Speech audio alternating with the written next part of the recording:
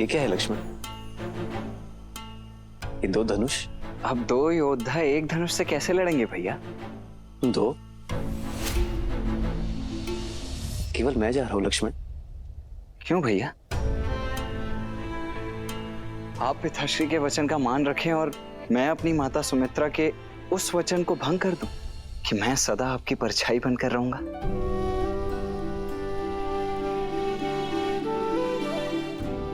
नहीं भैया, मैं तो सदा आपके साथ ही रहूंगा। लीजिए।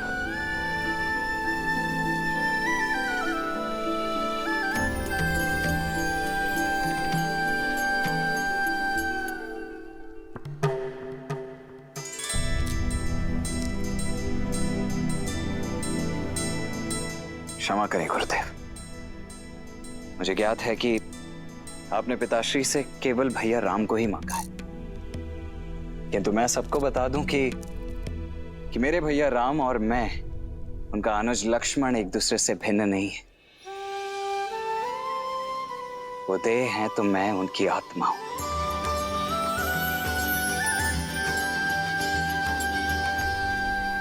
उद्दंडता के लिए क्षमा चाहता हूं, किंतु आत्मा के बिना देह आपके किसी काम की नहीं।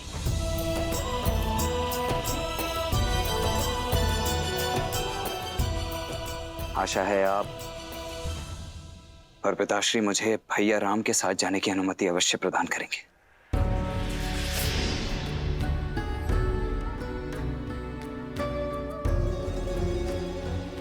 देखकर ही प्रतीत होता है कि लक्ष्मण अपने बड़े भैया का कवच है। राम तो युद्ध के लिए मेरे साथ जा रहा है, परंतु उसका कवच उसके साथ जाएगा अथवा नहीं, ये निर्णय और ये चयन दोनों ही मात्र आपके होंगे।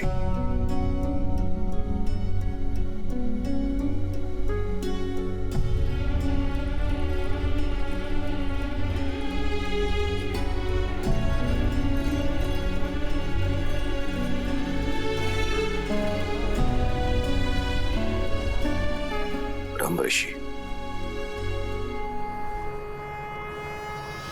मैं अपने दोनों पुत्र नहीं, अपने प्राण आपको सौंप रहा हूं। आज से आप ही इनके माता पिता हैं।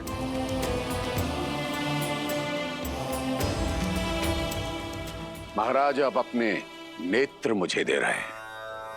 ये नेत्र अब जो मार्ग प्रशस्त करेंगे वो मात्र इनके लिए नहीं,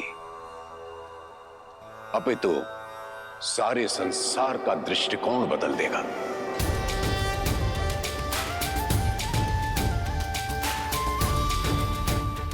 आप निश्चिंत रहें, आपके दोनों बेटे मेरे साथ सुरक्षित रहेंगे।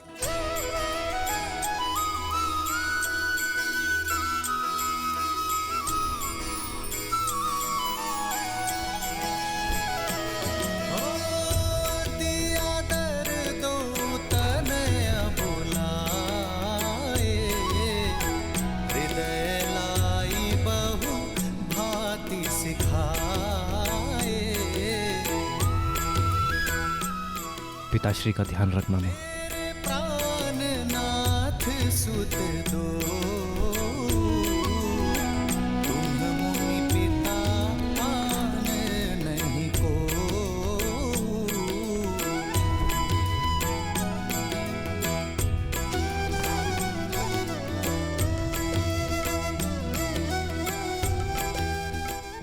मैं लक्ष्मण का ध्यान रखूंगा सुमित्रा मां।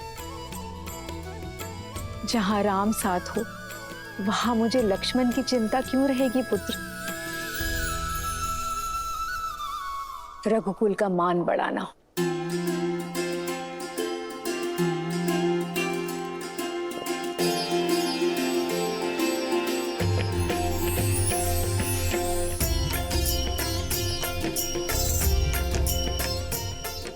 जय बाबा।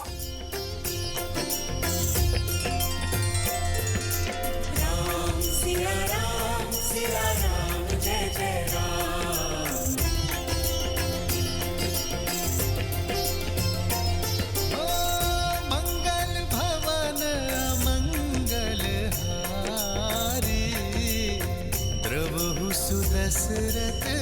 अजर बिहार अपना ध्यान रखना पिताश्री।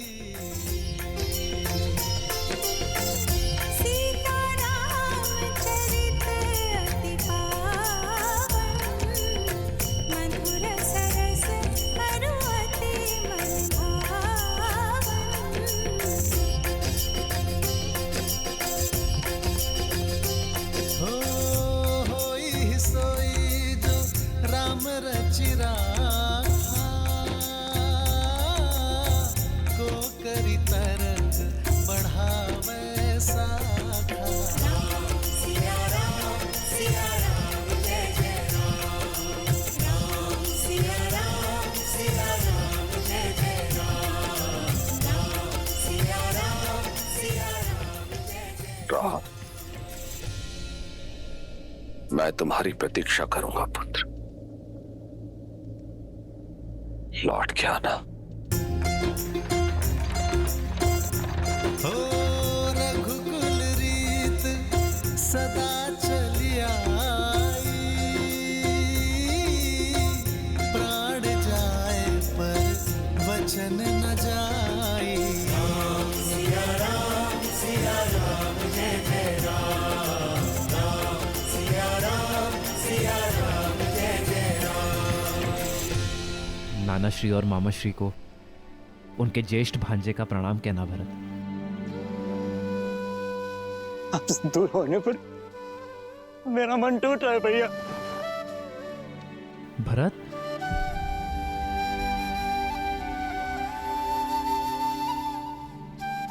शांत हो जाओ भरत।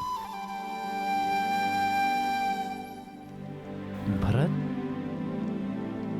मेरा मन गर्वित है भरत। मेरा छोटा भाई पहली बार कोई उत्तरदायित्व मेरे बिना उठाने जा रहा है। शत्रुघ्न जी भैया, अपना और भरत का ध्यान रखना। प्रस्थान करो भरत। लक्ष्मण,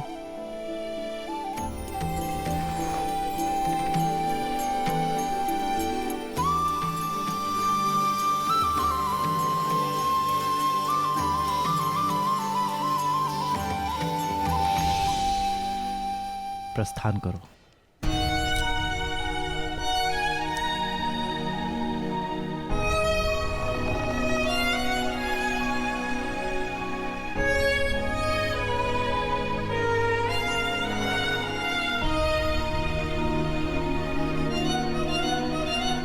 भैया, ऋषि विश्वामित्र के साथ जाने के लिए परिवार से विदा लेते समय तो आपने तनिक भर का भी विचार नहीं किया, किंतु भरत भैया और शत्रुघ्न से विदा लेते समय आपकी दृष्टि उनसे हट ही नहीं रही। कर्तव्य के पथ पर विदाई भी सुख देती है लक्ष्मण।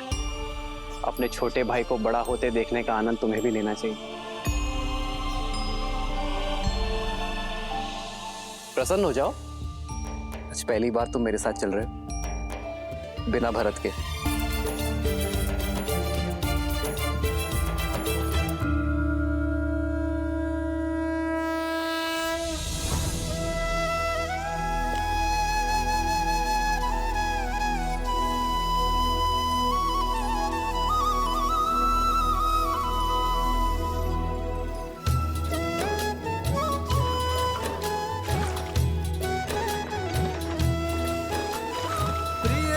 से दूर होना भारी मन का द्वंद, पर बिछड़ न कर्तव्य के लिए एक वीर का आनंद।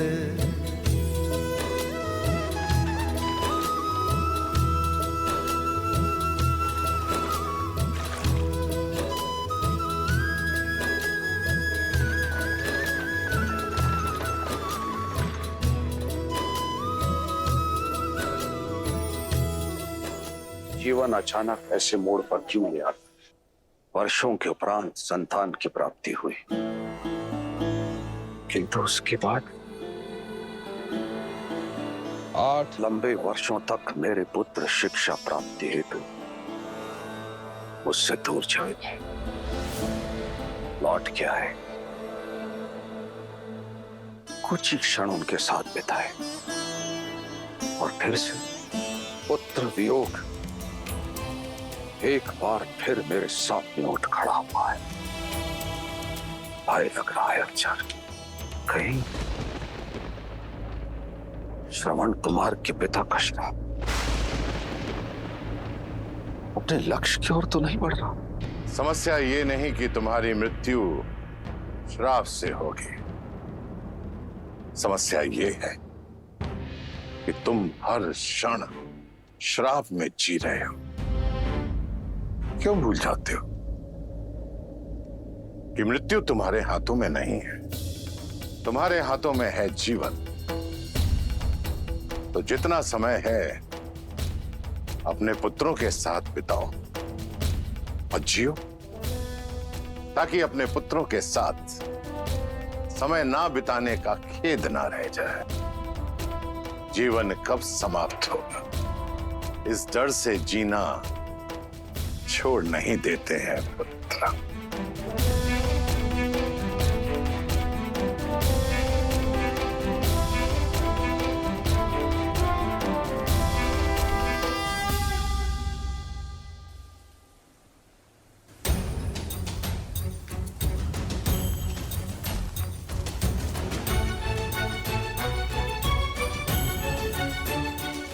भैया भैया सुनिए ना, आपको ज्ञात है क्या हम जा कहाँ रहे हैं?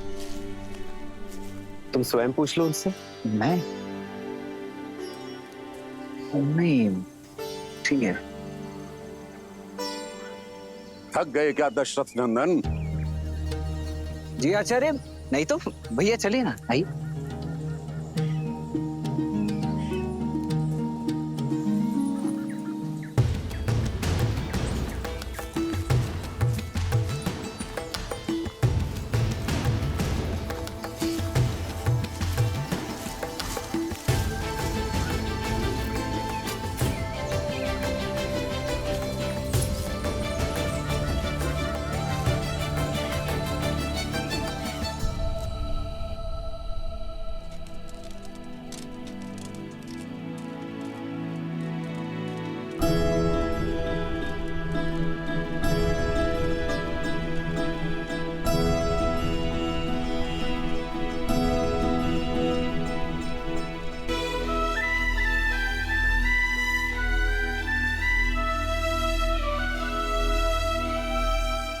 भैया पूरे दिन भर तो हम चलते रहते हैं और रात्रि को पहरा देने के लिए जागते रहते हैं। ना भोजन है ना जल है। ये गुरुदेव हमसे चाहते क्या है? कोई कारण अवश्य होगा लक्ष्मण। यदि कार्य सरल होता तो गुरुवर इतनी दूर चलकर अयोध्या नहीं आते।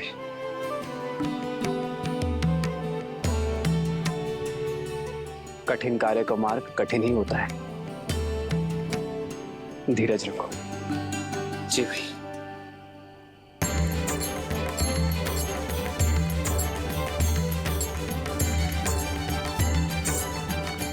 गुरुदेव, जलाशय।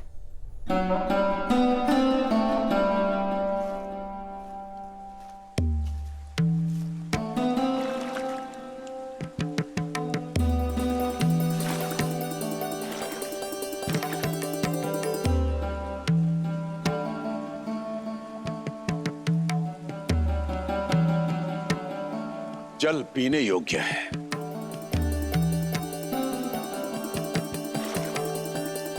पी नहीं सकते।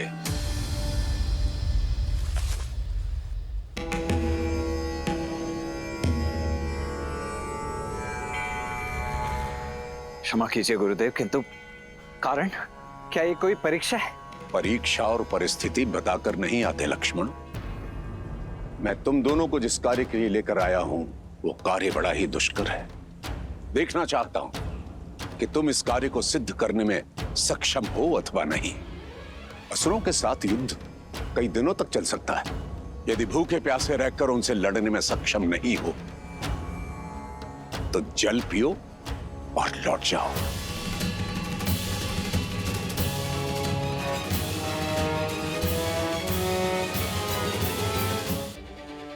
भूख और तृष्णा पर उनका वश नहीं है। उनके शरीर को भूख लगती है तो वो चोरी करते हैं, छीनते हैं।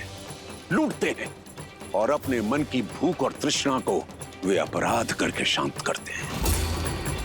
इसका अर्थ समझते हो? समझा गुरुवर। यदि हम भी उनके जैसे ही दोषी हैं, तो हम उन पर विजय नहीं पा सकते। इसलिए हमें अपनी भूख और तृष्णा पर वश पाना होगा, यही ना? हम सज्ज है आचार्य। मेरा लक्ष्मण बहुत बली है, बहुत सहनशील है। आपका भाव नहीं समझ पाया, इसलिए दुष्टता कर बैठा। इसे क्षमा करें गुरुवर। जी गुरुदेव, मैं आपको आश्वासन देता हूं कि मैं भूख और प्यास दोनों सहन करने के लिए सज्ज हूं। शरीर की भूख को शारीरिक बल और परिश्रम से शांत किया जा सकता है लक्ष्मण, परंतु मन की तृष्णा को मिटाने के लिए मन में करुणा जागृत करनी होती है। अपनी इंद्रियों को वश में रखना पड़ता है। कर पाओगे?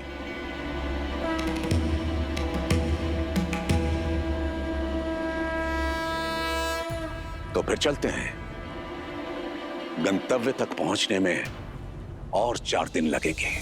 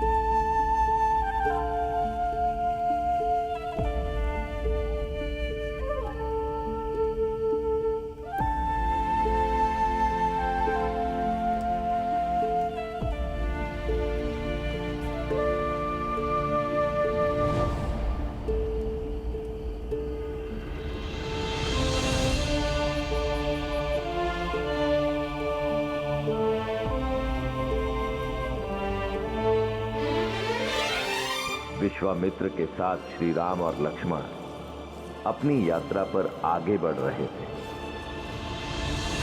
और मिथिला में समय सीता के स्वयंवर की ओर बढ़ रहा था।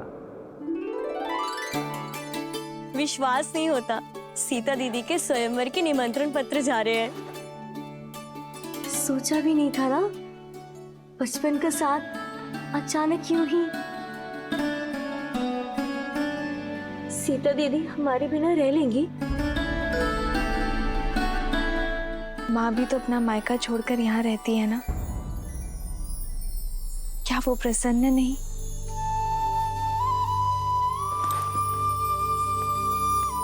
सीता दीदी चौपड़ खेले इस समय? जितना समय यहाँ पर हो खेल लो ना दीदी। जब ससुराल चले जाओगी तो हम 3 कैसे खेलेंगे?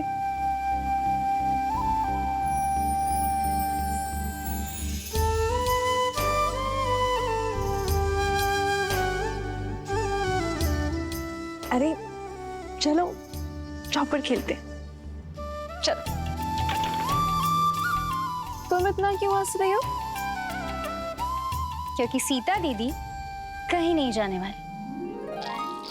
अब ज्येष्ठ पिताश्री ने नियम ही कुछ ऐसे रखे हैं। जिस शिव धनुष को सैकड़ों लोग मिलके केवल हिला पाते हैं, उसे कौन तो उठाएगा और कौन प्रत्यंचा चढ़ाएगा? तर्क तो उचित है, पर फिर सीता दीदी ने कैसे उठा लिया था?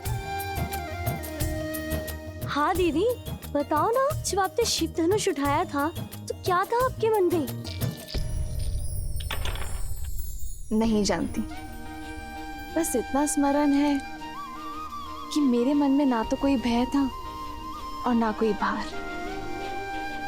केवल महादेव से प्रार्थना थी कि हमारी गेंद वापस लौटा दे। और महादेव तो भोलेनाथ है ना, यदि मन में आभार हो तो महादेव दुलार देंगे ही। हाँ, और वो वर भी देंगे जो उनका धनुष उठा के आपको ब्याह ले जाएगा।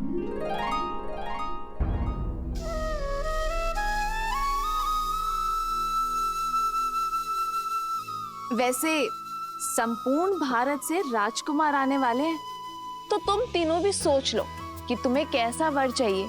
क्या पता मेरे साथ साथ तुम्हारी खोज की भी अंत हो जाए। कितना अच्छा होगा ना यदि ऐसा हो। तो जैसे हम चारों बहनें आज जीवन यहाँ रही हैं, वैसे ही हम चारों का विवाह एक साथ हो, एक ही घर में। हाँ, तब तो हम प्रतिदिन चौपड़ खेलेंगे। हाँ, इससे उत्तम तो और कुछ हो ही नहीं सकता। लो, मैं तो सच में जीत गई। कितना शुभ संकेत है ना। यदि महादेव ने चाहा तो हम चारों बहनें आनंद से ऐसे ही एक ही घर में रहेंगी। कितना शुभ मन है ना सीता का। हर एक के मन में आशा जगा देती है। ऐसी गुणवान स्त्री को तो श्री राम ही मिलेंगे ना। यहीं तो भाग्य अपना खेल खेलता है देवी। ऐसा हो यह आवश्यक नहीं, क्योंकि एक और कन्या भी थी जिसकी सोच देवी सीता जैसी ही पवित्र थी, अत्यंत गुणी भी थी, परंतु उसके प्रारब्ध में कुछ और ही लिखा था। कौन? महान शिल्पकार मयासुर की पुत्री मंदोदरी।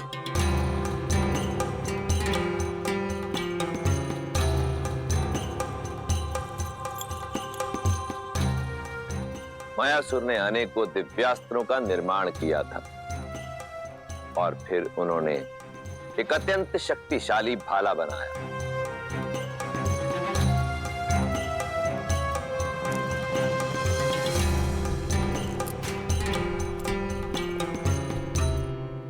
बड़ा तेजवान और दृढ़ भाला बनाया है पिताश्री।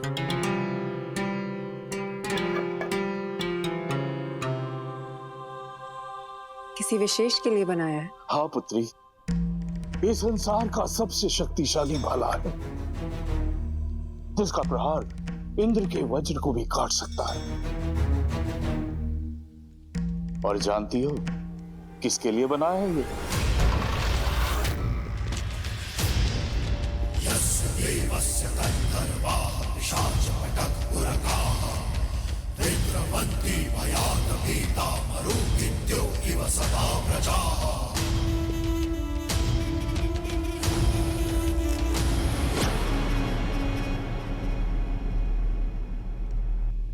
तुम, मैं, लंकेश, दशानन, रावण। मायासुर, सुना है कि तुम्हारे पास कुछ ऐसा है जो केवल मेरे योग्य है, तो लेने चलाया अद्भुत अस्त्र। ये अस्त्र मैं तुम्हें नहीं दे सकता दशानन। दशानन ये भाला लेने नहीं आए हैं पिताजी।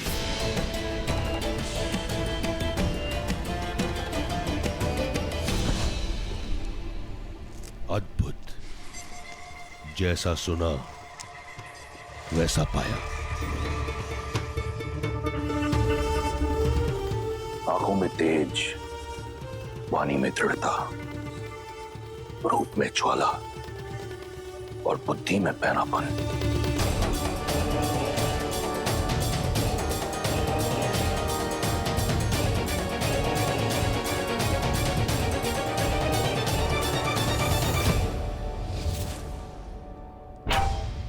मुझे वो पुत्र दे सकती हो जो मेरा अधूरा स्वप्न पूरा करेगा, इंद्रासन पाने का।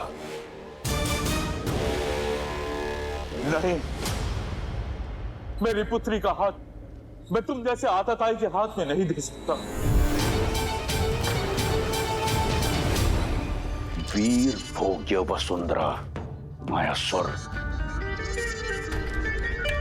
जिसके पास बल है उसी का आज उसी का कल है, और दशों दिशाओं में दशानन से अधिक बली कोई नहीं। एक वृद्ध शिल्पकार के कंठ पर भाला रखकर धमकाना, ये कहां का बल है दशानन?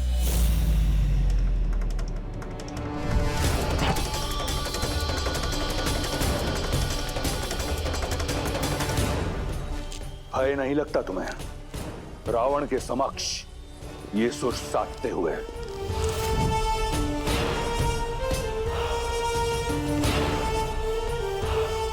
कदाचित तुमने मेरे बारे में सुना नहीं। सुना है ना कि आप दूसरों से उनकी संपत्ति छीन लेते हैं, विवशों से प्राण और स्त्रियों से उनका सम्मान छीन लेते हैं। सब सुना है मैंने।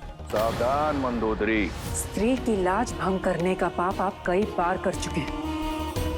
आज स्त्री हत्या का पाप भी अपने सिर चढ़ा लीजिए। पुत्री,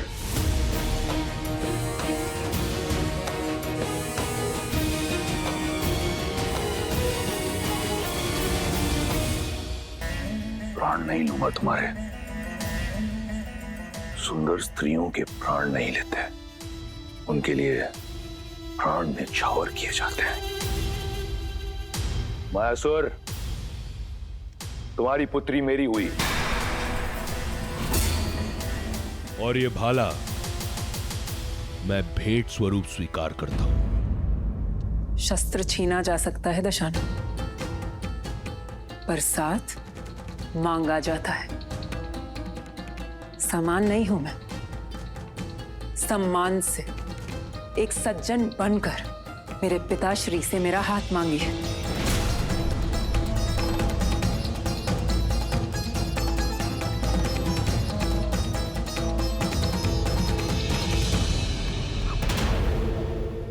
असुर महाशिल्पी मायासुर, मैं स्वर्ण लंका का स्वामी दशानन ये स्वीकार करता हूं कि मेरी लंका के स्वर्ण में इतनी चमक नहीं जितना आपकी पुत्री के तेज में है।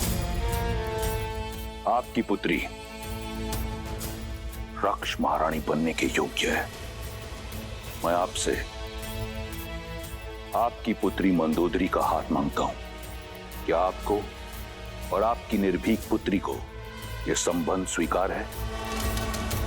मैं अपना उत्तर अपने पिताश्री को बताऊंगी, एकांत में।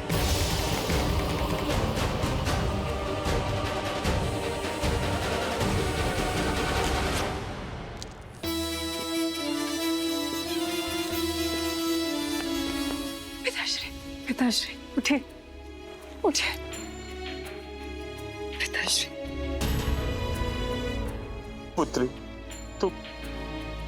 तुम ऐसा नहीं कर सकती। दशानन है वो पिताश्री, वो चाहे तो सब कुछ नष्ट कर कर हमें बलपूर्वक यहाँ से ले जा सकते हैं। इससे अच्छा होगा कि हम सम्मान के साथ जाएं।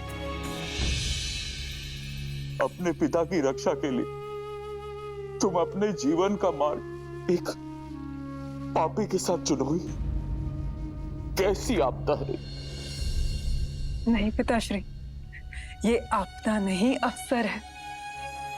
किसी को कीचड़ से निकालने के लिए उसका हाथ थामना पड़ता है। असुरों का सुर साधने के लिए ये त्याग मुझे करना होगा। रावण को मार्ग पर लाना असंभव है। जानती हूं, मैं वर्तमान तो बदल नहीं सकती पिताश्री, पर भविष्य तो संवार सकती हूँ। दशानन की संतान को, असुरों की आने वाली पीढ़ी को मार्ग तो दिखा सकती हूँ। असुरों की आने वाली पीढ़ी धर्म पर चले, इतना प्रयास कर सकती हूँ पिताश्री। मुझे आज्ञा दीजिए पिताश्री।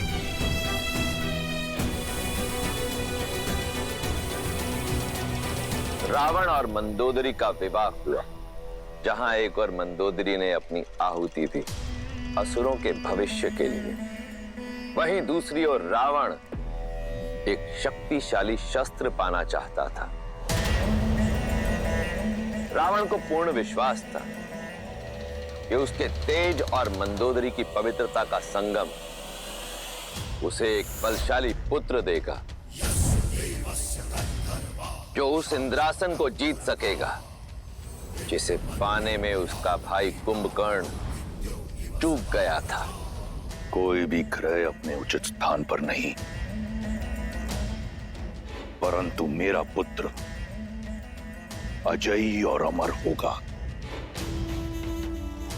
जो मैं तप से ना पा सका, मेरा पुत्र भाग्य से पाएगा।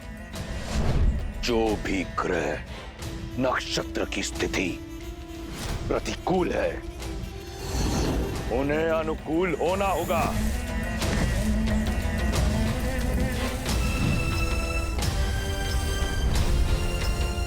यही है लंकेश का आदेश। सूर्यदेव पहला घर, चंद्रदेव दूसरा घर,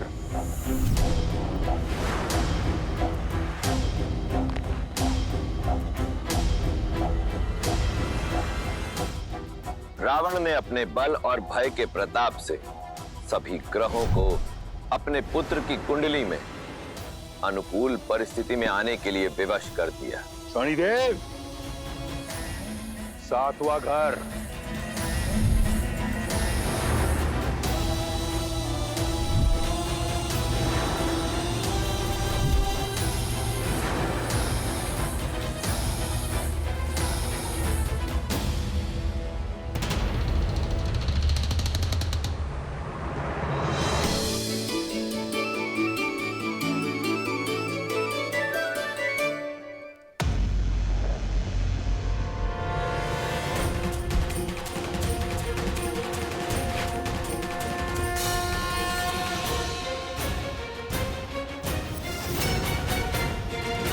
शनि मेरी आज्ञा का उल्लंघन करके 8वें घर में चले गए तुम।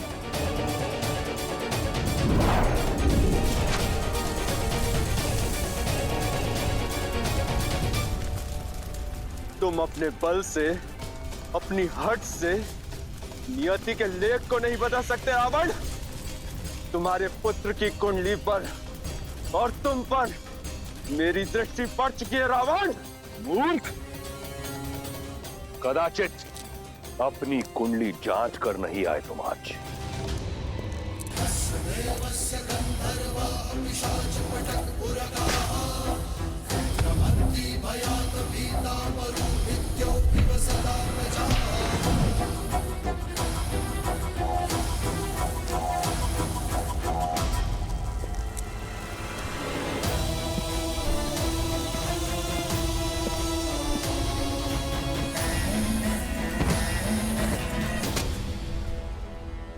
आज से तुम यही मेरे चरणों में रहोगे, जहां सदैव तुम्हारी दृष्टि नीची रहेगी, ताकि दृष्टि उठाकर ना तुम लंका देख सको और ना लंकापति का पुत्र।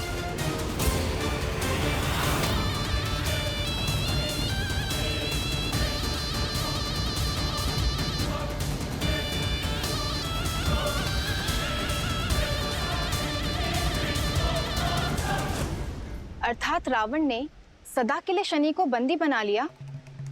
भ्रम था उसका, क्योंकि इस बार रावण का सामना कर्म फलदाता शनि के साथ होने वाला था, और शनिदेव की दृष्टि कभी चूकती नहीं। रावण वर्षों से उन्मत्त कि शनि की दृष्टि लंका पर नहीं पड़ी, परंतु वो ये भूल गया कि स्वयं रावण पर तो उनकी दृष्टि पड़ ही चुकी थी, और अब श्री राम के रूप में स्वयं काल रावण तक आने की यात्रा का प्रथम चरण आरंभ करने वाला था।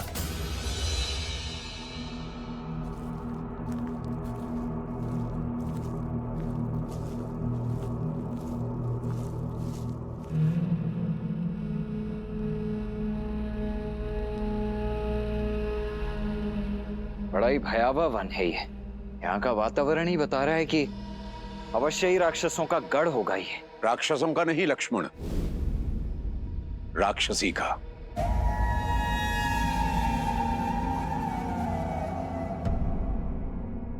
मैं तुम्हें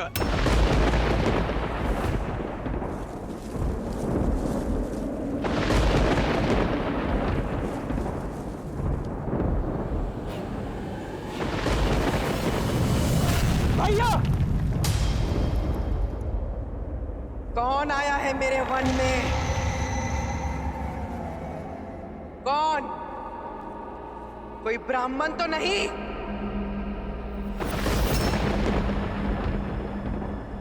ब्राह्मण? मैंने चेतावनी दी थी कि मेरे वन में ऋषियों का आना मना है।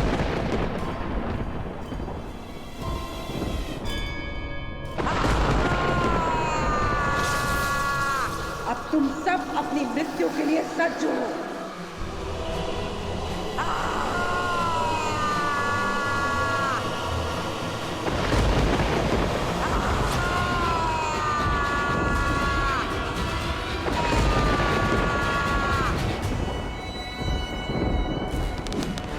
भैया, प्रहार की आज्ञा दीजिए।